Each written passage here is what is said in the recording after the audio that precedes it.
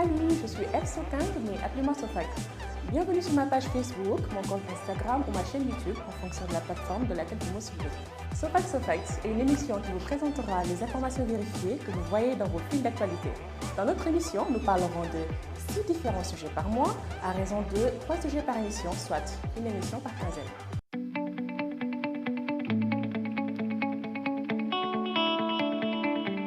Pour cette troisième vidéo, nous avons choisi 3 sujets qui devraient vous intéresser. D'abord, au Ouganda, le débat autour de la date de naissance du président de la République, Yoweri Museveni, est relancé. Ensuite, au Tchad, quelle est donc cette burlesque histoire de biscuits reçue en don par le gouvernement pour les populations? Et pour finir, le président du Cameroun, Paul Biya, recevra ce week-end le président du Nigeria, Muhammadu Buhari. Ils devraient déjà se rencontrer depuis le 6 août, mais ont reporté à la demande de la partie nigériane. Que peut-on attendre de cette rencontre?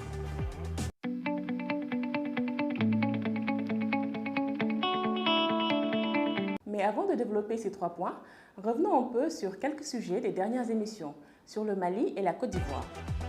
Au Mali, le bras de fer continue entre IBK et le mouvement du 5 juin, dirigé par Imam Dicko. Malgré les interventions de la CEDEAO et des pays voisins au Mali, aucune issue n'est trouvée et la situation est toujours très tendue. En Côte d'Ivoire, Alassane Ouattara a annoncé qu'il se présente pour un 3e mandat, revenant ainsi sur sa promesse de laisser la jeune génération diriger le pays. Sa déclaration a choqué l'opinion publique et risque de mettre le feu aux poudres pour les élections à venir. Des rassemblements et des protestations sont au menu de l'opposition et de la jeunesse.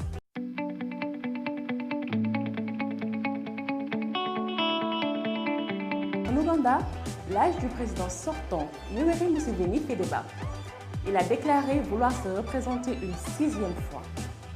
Son parti, le Mouvement de la Résistance nationale, a adopté une résolution à l'unanimité pour qu'il continue à diriger le mouvement et le pays en 2021 alors qu'il a 73 ans. La Cour suprême de l'Ouganda, malgré les protestations, a validé la suppression de la limite d'âge pour se présenter aux élections présidentielles qui était de 75 ans.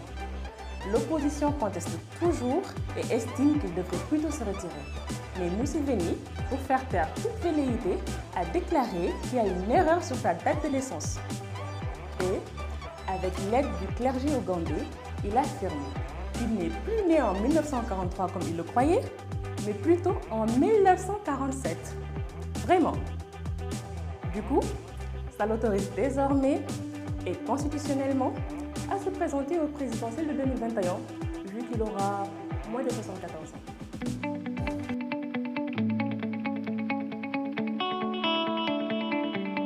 Parlons maintenant du Tchad, où le Programme alimentaire mondial des Nations Unies, le PAM, et les États-Unis se sont accordés pour mettre en place un stock de contingence de 50 tonnes de biscuits à haute valeur énergétique.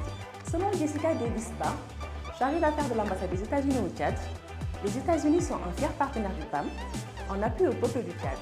Ensemble, nous devons protéger les plus vulnérables. Ensemble, nous pouvons lutter contre ce virus avec une recrudescence de la violence dans la région et dans un contexte toujours marqué par la pandémie globale. Ce stock permettra de répondre plus rapidement aux crises soudaines. Les biscuits à haute valeur énergétique sont fortifiés en micronutriments et contribuent notamment à préserver l'état nutritionnel dans les premiers jours d'une urgence avant qu'un panier alimentaire complet puisse être fourni. Les 50 tonnes couvriront les besoins de 170 000 personnes.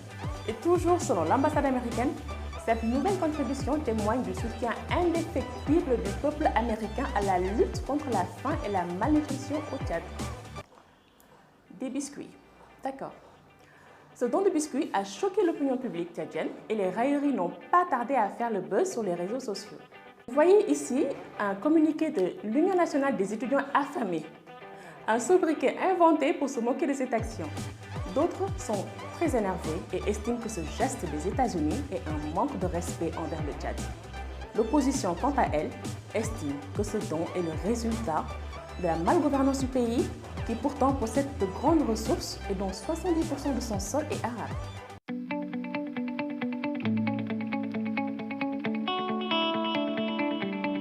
Passons maintenant au Cameroun.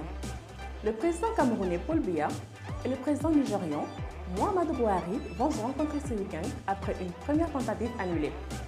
Les spéculations vont bon train sur le sujet de cette rencontre. D'aucuns disent que c'est une opération anti-éco, Pour rappel, l'ECO est la nouvelle monnaie que la CEDEAO voulait adopter à partir de juillet 2020 en remplacement du CFA. Pour d'autres, c'est juste une mission sécuritaire. Les deux pays étant voisins et souffrant tous les deux du problème Boko Haram, cette rencontre devrait porter sur ce sujet. En tout cas, du côté camerounais, au menu des échanges, on dit qu'il y aura la pandémie de la Covid-19, la secte terroriste Boko Haram, le renforcement de la coopération judiciaire et des relations commerciales entre les deux pays. Que devons-nous attendre de cette rencontre, sachant que le président Biya reçoit rarement ses homologues nigérians? Est-ce que, comme le soupçonnent certains économistes africains, le CEMAC veut rejoindre l'ECO?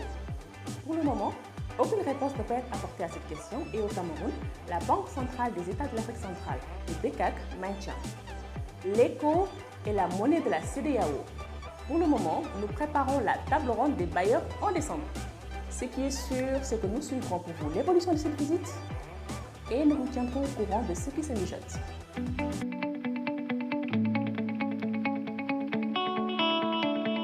Voilà les 3 sujets que mon équipe et moi avons choisi d'aborder dans cette édition de SOFAC SOFACT. Si vous avez des questions sur ces sujets, mettez-les en commentaire ou si vous voulez que nous parlions d'un sujet en particulier, mettez-les aussi en commentaire ou envoyez-nous vos messages privés. Et surtout, n'oubliez pas de partager cette vidéo. Abonnez-vous ou suivez notre chaîne pour plus d'informations sur l'Afrique.